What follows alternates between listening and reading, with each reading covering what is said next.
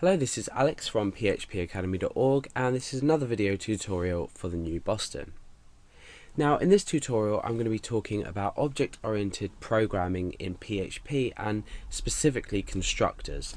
Now, we've already looked at the basics of classes, methods, properties, extending classes, and also using constants. So these constructors that I talk about now is basically a method inside of your class that will automatically run when you initiate a new instance of your class. So let's go ahead and create an example.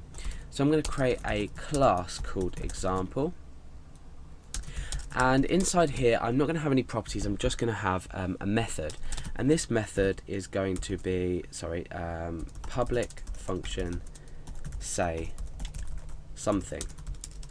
Okay, and inside of here we're going to echo something.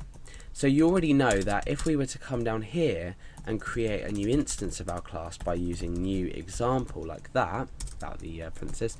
So we've created our class example, we've created a method called say something which says something literally.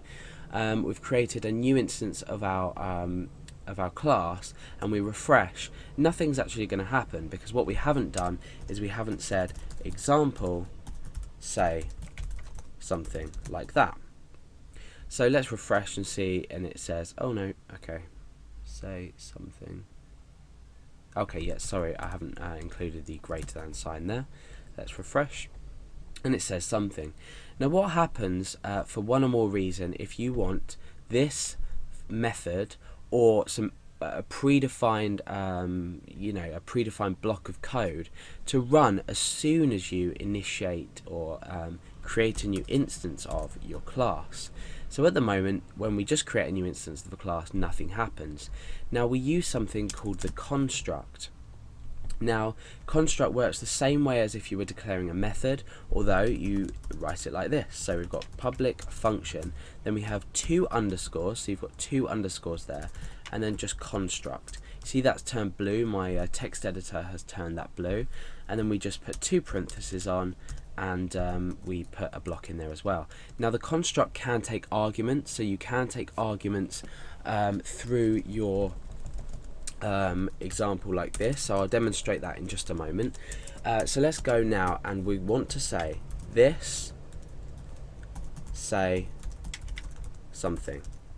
So what's going to happen now is that as soon as our class is initiated or create a new instance of it here, we're going to run whatever's inside this construct. So what we're going to do is we're going to be calling the method say something. So now that we've just created a new instance of this, let's go and refresh the page, and you can see that we get something. So just by adding this constructor in here, which is called a constructor, we are running or calling this method, if you like. So what happens if we want to take in parameters when we create a new class for whatever reason? We can specify them here. So I'm going to write text, or in fact I'm going to call it something. So in here, this say something, I'm now going to say something, and I'm going to say something, and in here I'm going to take a value something, and I'm going to echo out something. So now you can see when we refresh, we've got a missing argument error because we haven't defined anything in here. If I was to define, say, some text here, and I refresh, you can see how we've passed by creating our new instance of our object or our class. We've passed in this variable here in our constructor, because remember this is run as soon as our program or our class is initiated.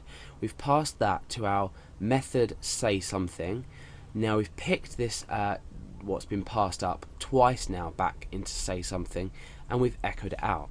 So this is slightly delving into why it may be useful when you initiate a new part of your a new instance of your class.